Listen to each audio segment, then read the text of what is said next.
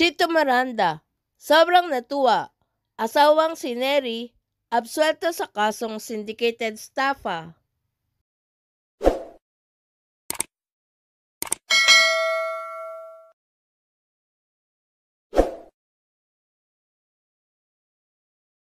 Sa kanyang social media account, lubos ang ipinahayag na kagalakan at pasasalamat ng parokya ni Edgar frontman Chito Miranda sa pagkaabsuelto ng asawang si Neri sa kasong kinaharap nito na syndicated estafa. Pinasalamatan ni Chito ang Panginoon na aniya ay nakakaalam ng buong katotohanan. Gayon din ang pasasalamat niya sa mga taong tumulong at sumuporta sa kanila. Binagyang diin din ni Chito na sobrang mabait at matulungin umano ang asawang si Neri, na minsan ay nagiging sanhi para ito ay maabuso at mapahamak. Thank you, Lord. Mabuti na lang talaga na alam ni Lord ang buong katotohanan, kaya never niya pinabayaan si Neri. Sobrang blessed din kami dahil the people who matter knew the truth as well and did everything they could to help and support her.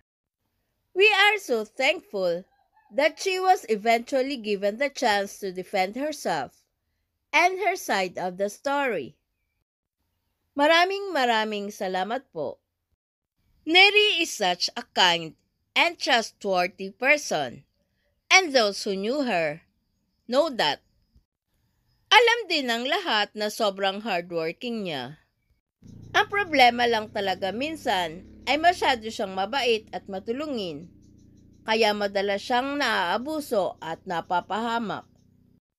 Pero kahit ganon, sobrang proud ako because Neri would always choose to be kind and fair, no matter how mean and unfair the world is. And kahit ano ang ibato sa kanya ng mundo, her integrity at ang kanyang mabuting pagkatao will always be intact. To those who choose to stand up and defend my wife, maraming salamat talaga. Bago ang pahayag na ito ni Chito, nagpalabas ng press release ang mga abogado ni Neri kaugnay sa pag-absuelto sa nasabing kaso.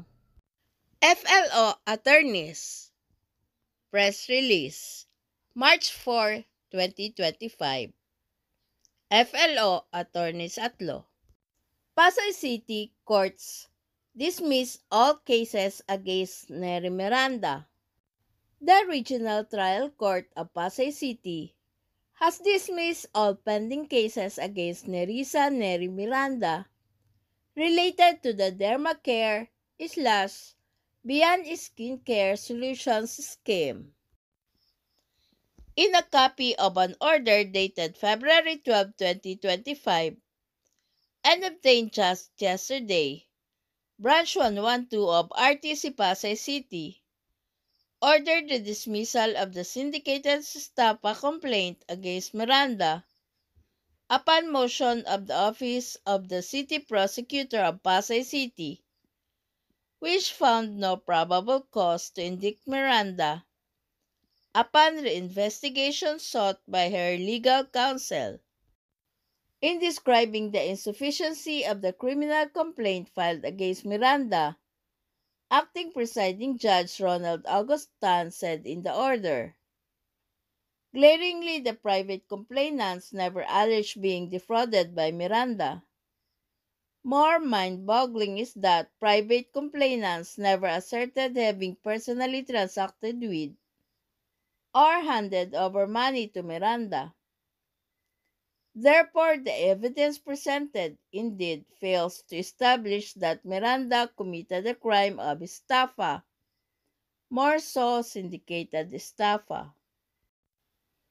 In an earlier order dated January 20, 2025, Acting Presiding Judge Gina Bibat Palamos of RTC Pasay City Branch 111 also directed the dismissal of the complaints filed against Miranda for violation of the Securities Regulation Code, Republic Act number 8799. We thank the courts for clearing the name of Nery Miranda, who has unmistakably been falsely accused of wrongdoing in the Dermacare case. We hope that this issue will be put to rest as regards to Nery, so that instrumentalities of the law can focus on bringing the true perpetrators of the Dermacare scam to justice, said Attorney Aureli Sensuat of FLO Attorneys at Law, co-counsel for Nery Miranda.